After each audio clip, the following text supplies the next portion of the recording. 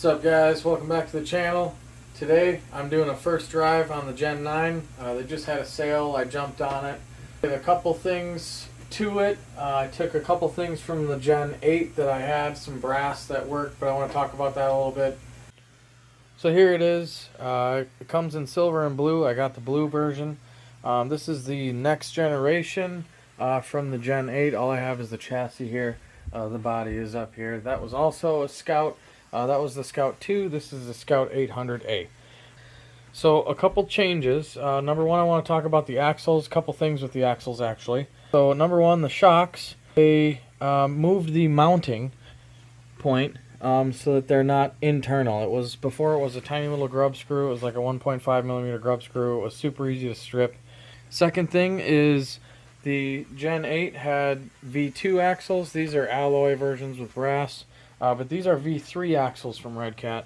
So the V3s come with these big, beefy U-joint style CV shafts, whereas the Gen 8 came with little pinned and cupped drive shafts. I never broke one or anything, but these seem to be a lot smoother. The V3 axles also have a different hinge point. So when I was taking brass off of the Gen 8, I thought, well, I could probably just put all this over here. But I was only able to use the outer portions of the portals because the inners are a different hinge point and everything. It's also a different steering link. This is the Gen 8 steering link style. And you can see the tie bar coming from the servo arm over to what would be one side of the axle. Basically, from the factory, it comes mounted right here. So when the wheels are pinched in a rock or something, and the servo is upgraded, you basically just twist this bar instead of turning the wheels. So that kind of sucked a lot. That's fixed with this. Another very important upgrade from the Gen 8 to the Gen 9 is the bump steer issues. The Gen 8 has a lot of bump steer. You can see it shifting left to right, and I even kind of modified it a little bit too. To try and help that, but it's just pretty bad from the factory. The Gen 9 has zero bump steer whatsoever. They absolutely nailed it with the panhard geometry on this.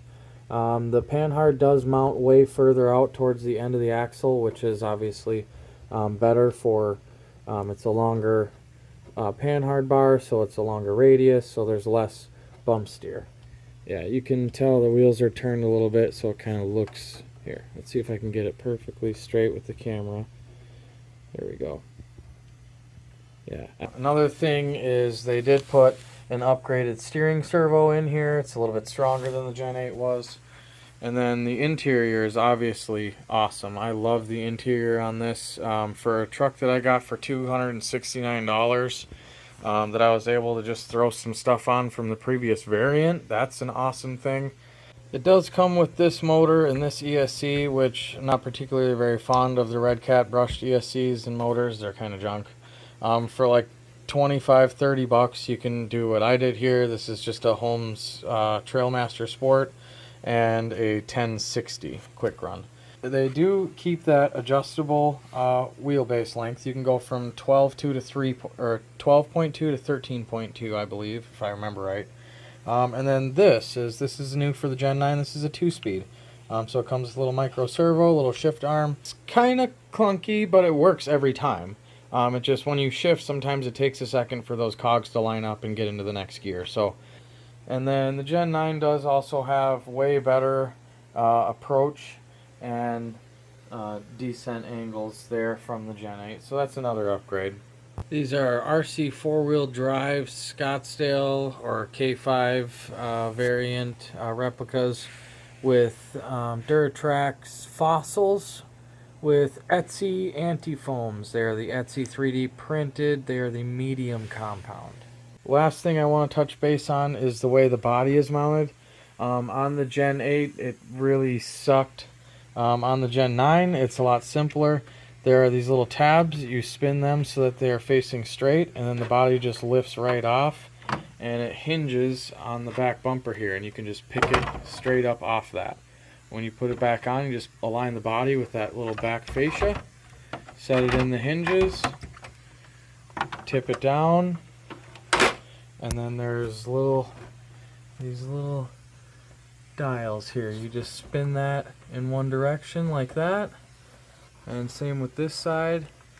And you'd think it maybe wouldn't be the strongest or the best or whatever, but check this out. Let me pull up on the body here.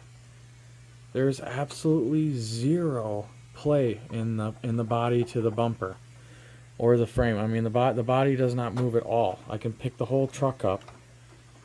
You can see the Lexan flexing in the center of the bumper there, but it's literally super stable. I actually crashed this thing. I'm missing a mirror. So, I mean, it rolled and tumbled. It's actually pretty robust. I was pretty surprised. So it was a beautiful day today. So let's get right into the crawling.